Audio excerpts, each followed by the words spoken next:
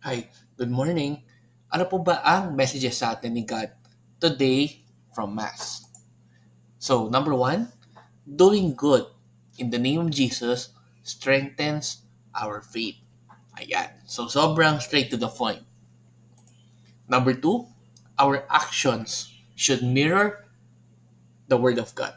So, kung ano man yung mga ginagawa natin sa buhay po natin pang-araw-araw, dapat i-mirror po ito yung mga things na tinuturo ng Diyos plus kung ano po ang mga nakukuha nating message sa Kanya. Number three, do and say good things for people.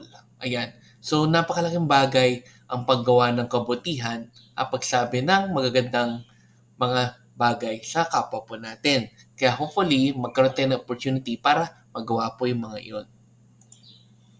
And lastly, God's grace will shine among us when we show His goodness to others. So talaga nakadepende sa atin kung paano natin itrato ang kapwa po natin, kung paano natin tulungan ang kapwa po natin.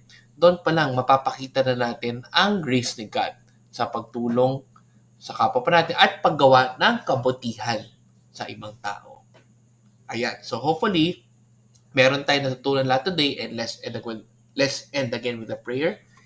In the name of the Father, and of the Son, and of the Spirit. Amen. Lord, sana po, like po kaming magkaroon ng opportunity to do good to others as well as mapakita po yung grace niyo po sa kanila. Gamitin niyo po sana kami as channels of your grace para po makagawa ng kabutihan sa kapwa po namin. Amen. In the Father, Son, and of the Spirit. Amen. So good morning po ulit sa inyo.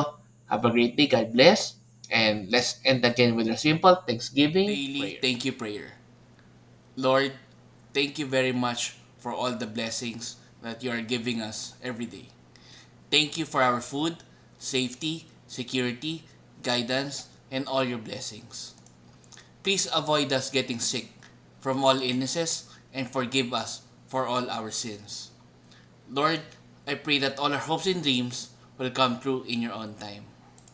Again, Lord, thank you for all the blessings that you have given us. Amen.